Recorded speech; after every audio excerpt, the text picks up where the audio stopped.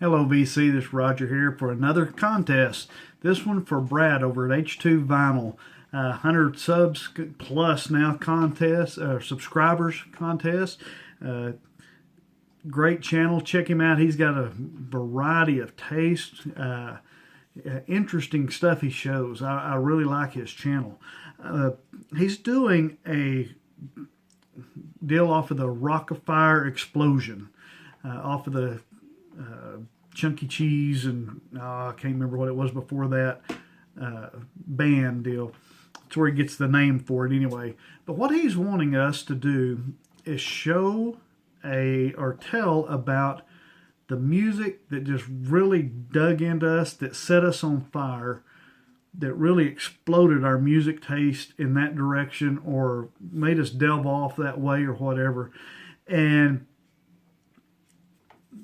I'm going to put my entry in here. I grew up, as I've said before, listening to music. I've had music in my life my entire life. Grew up listening to my dad's 45s, which included all the early country stuff, plus the 50s rock and roll of the Everly Brothers, Bill Haley and the Comets, Elvis Presley, Bo Diddley, Ricky Nelson, just all of that 50s rock and roll. I grew up listening to that. That's what was in my blood. That's what I heard growing up my whole life. And I listened to that all the time. Buddy Holly was another big one there. And so that's kind of what I knew. It didn't go much beyond that. I have an older brother that's 6 years older than me, and about the time we was enough difference in age.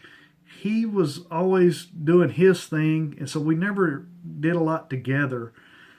Once we got up older, once he got junior high age and older, I was the little punk brother bothering everybody.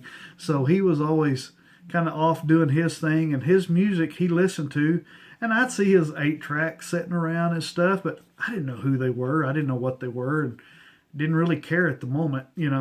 I did listen to the radio, and so I got a lot of the whatever was on the radio, top 40 hits and stuff of the time growing up.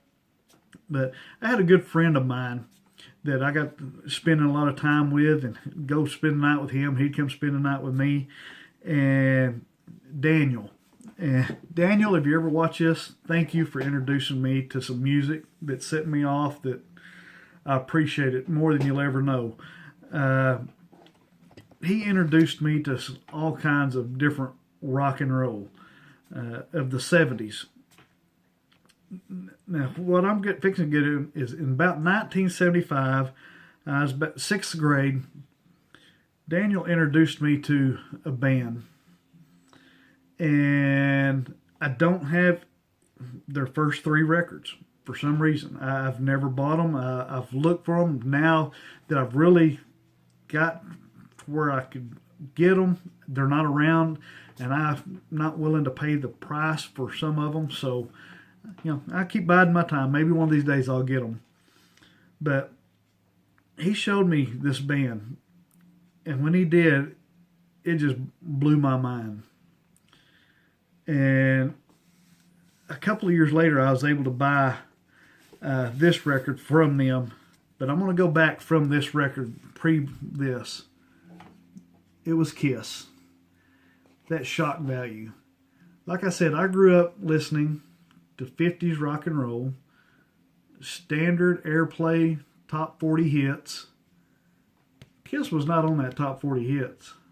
They weren't on the radio at all, where I grew up at. And you didn't hear of them, hardly. I don't know how Daniel found out about them. That's one of those things I never have thought to ask him, but he introduced me to Kiss. And it just opened my eyes to a whole nother level of hard rock. And it was such a crazy crazy time that I was just, whoa, the TV show, it blew my mind. I mean, I tell you, it was crazy. And I delved off into Kiss. And he showed me Dressed to Kill and Hotter Than Hell. And I just went crazy listening to them at his house. Now you got to remember, I was in a very conservative home, very religious home. So Hotter Than Hell, there's no way that was getting into my house growing up. So I was, I'm kind of surprised I was able to buy this when I did. But because I bought this not long after it came out. But where I grew up, small town USA, we were about 30 miles from Lubbock, Texas, and it wasn't, you just didn't run down and buy the biggest, latest hits. They didn't always have them. You usually had to go to Lubbock. Well, there I am, 5th, 6th, 7th grade. I just didn't run to Lubbock.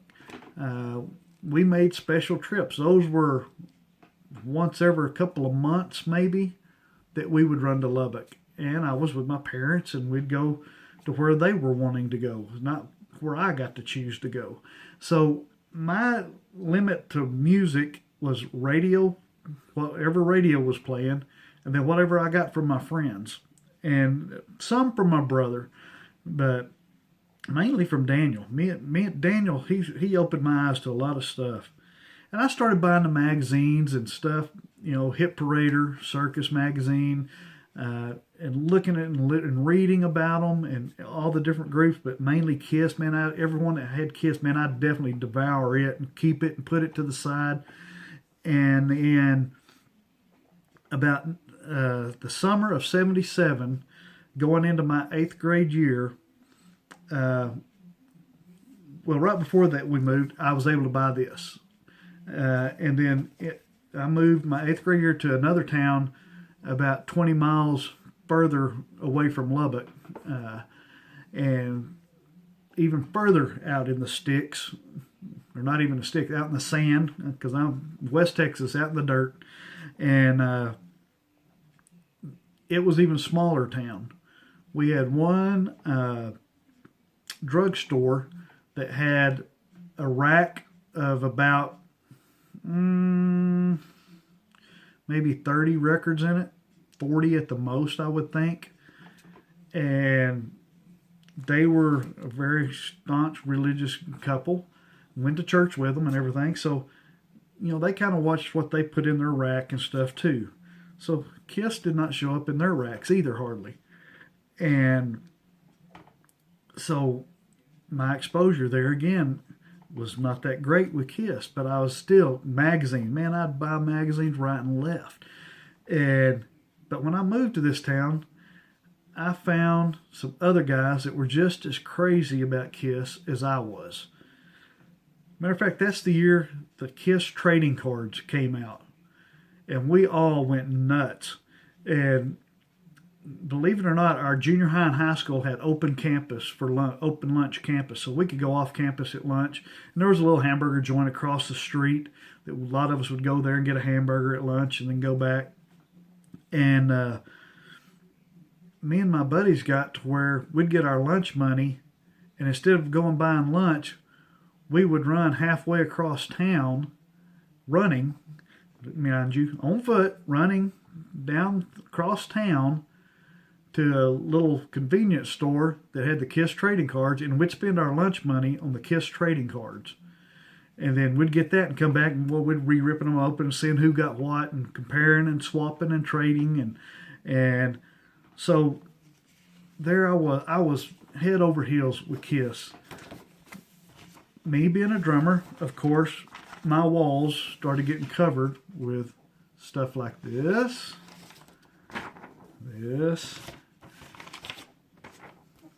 that. As you can see, I was a big Kiss nut. And anything Kiss, and especially Peter Criss. And I've got the big monster poster of Peter Criss singing Beth. I have it. But then I still had all my magazines. Well, what do you do with all those magazines? You start cutting them up and making your Kiss scrapbook. Apparently I pulled something out of this one for some reason.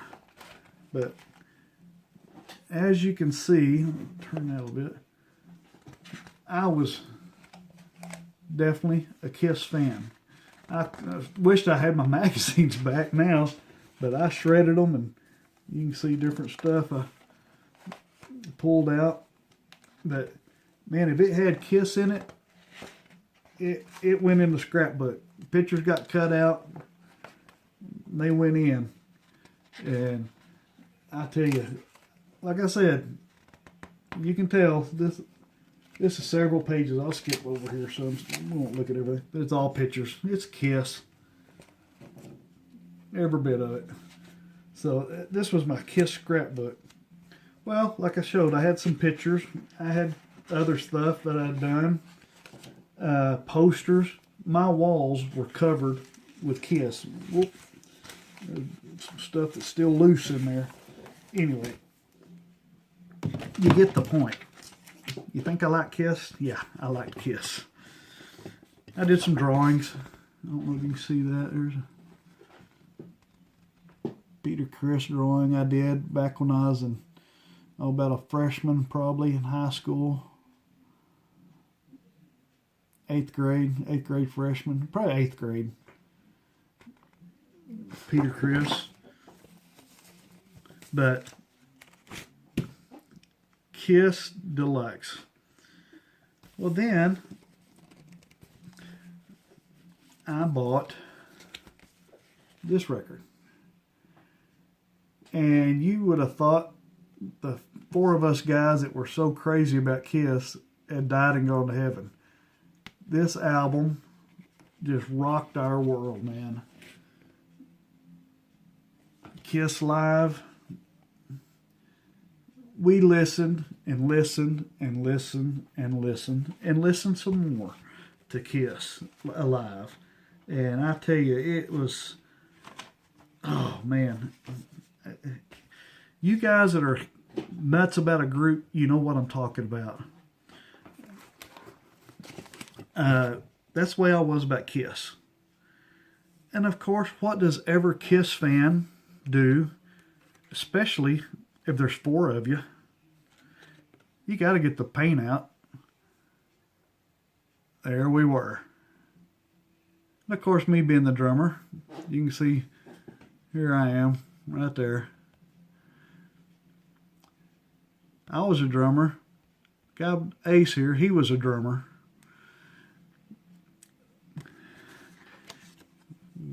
We brought home, I don't know, you can barely see me back there in the background.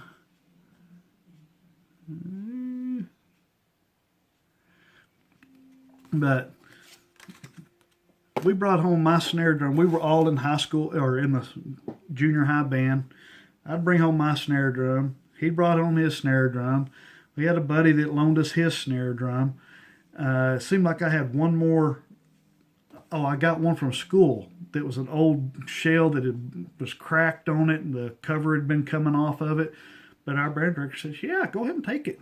At least you'll get some practice out of it." You know, he's looking at me learning a little bit more or practicing more. He didn't have to or edge me any to practice. Me and drumming, I loved it, especially when Kiss came along. And we would set 2 of the snare drums up and turn them to tom, turn the snare off, and then I'd have a snare down at the bottom, and I basically had me a little trap set up. And I had an old cymbal from a little play set that I had held on to for years and years and years. And we set it up on a stand. And matter of fact, I don't know. No, you can't see it from those pictures right there. But anyway, there's a little cymbal from that stand. So I had me 3 drums, a snare, 2 basically toms, and a cymbal. And I would play along with them. And these guys, as you can see, they were playing some air guitar there. Had two real ones there, but at that point, nobody knew how to play guitar. But we had a blast. We had a blast.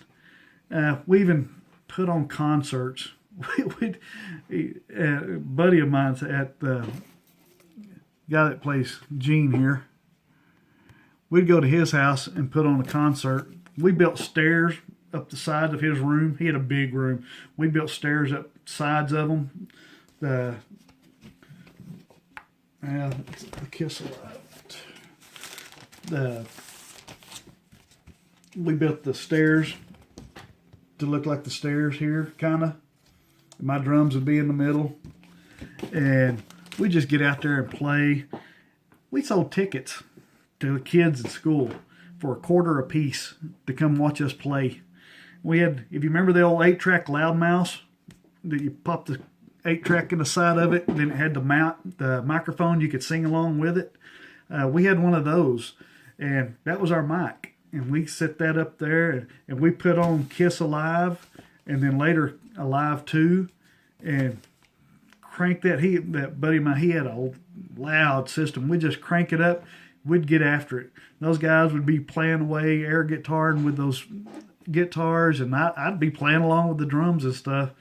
And we had a blast, man. Such great memories. But that sucked me in so much. And then in 77, I got to go see the Kiss Love Gun concert. Man, all of us got to go, I think.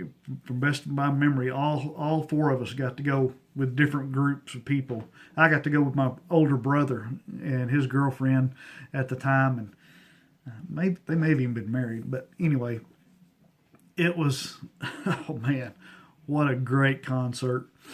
And we come back from that, and it was even worse. You know, we were more into it. And then, of course, like I said, I was from a very religious family. And even though I had this painted on my walls and everything, one time our youth group met at our house, and we were having a discussion and everything, and our preacher kind of brought up the fact of music, and we got to be careful what we listen to, and because it can seep into our thinking and stuff. And he brought up Kiss, and about how you know that this is Kings and Satan's service. Y'all all remember that went around for the longest time. And I was sitting there, and my room was covered with Kiss, and he's talking about that. And I'm like, at one point, I just kind of, excuse me, I got to go to the restroom. And I ran in there and shut my door so he wouldn't freak out if he walked into it. And, but anyway, that's what set me off into the hard rock. And I tell you, and from there it just splintered. I went into all kinds of hard rock, got into it. A couple of years, about my sophomore year, I don't know what it was, I kind of started getting out of Kiss. I guess about the time Dynasty came out, that was kind of the nail in the coffin for me. Let me backtrack though. We were so into it. If you remember when the comic book came out that supposedly had blood from Kiss in the ink that they printed the comic book with, oh man, we all just couldn't wait and trying to figure out how to get one. Like I said, we're in remote USA, nowhere around. You're going to get that at the local store. And the buddy of mine that lived in the other town, we still kept in touch. He could still come over on weekends sometimes in the summer, and I'd go over and see him. But our parents would take us back and forth. My mom still worked in the other town, and so it was kind of neat. We still had a little bit of contact there. He come up with that comic book, and oh man, we were so jealous of him. But anyway, it just great and love for the band, man. The fanatic part of it, we were fanatic about it. We tried, if it came out that said Kiss on it, we were all over it, trying to get it, trying to find it. And even since then, I've picked up a few things that's just because of who it was. Matter of fact, let me get this real quick here.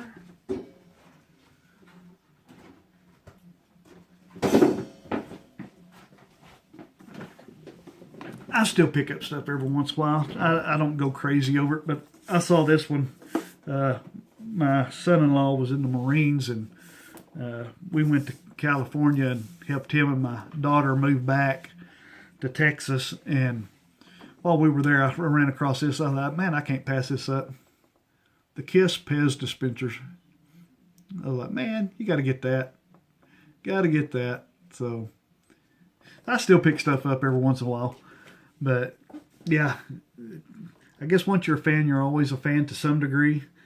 But I did get out of them. Like I said, when Peter Criss left and they went to Dynasty, and we kind of started going popish for that album. Like I said, you know, different people have different thoughts about the different drummers of Kiss and the different guitar players. And I'm the Peter Criss era. That's who I grew up listening to. You know, the other ones are great, and they're good, but man, when you grow up with them and you're into them that hard, it's hard to get away from that group that you're used to seeing and hearing and that you fell in love with. So anyway, Brad, I hope that does it for you. That's what got me into the heavy metal, or the harder rock of rock and roll. Still like my hard rock, everything. And that's what put me there. That's what sent me down that road. So good luck, Brad, on your continued channel, on your subscribers. If you haven't subscribed to Brad, check him out, man. He's got a great channel. I'll leave Brad's link below, and to the contest also, and you can check him out. I think you'll like him. So everyone, good luck, and keep them spinning.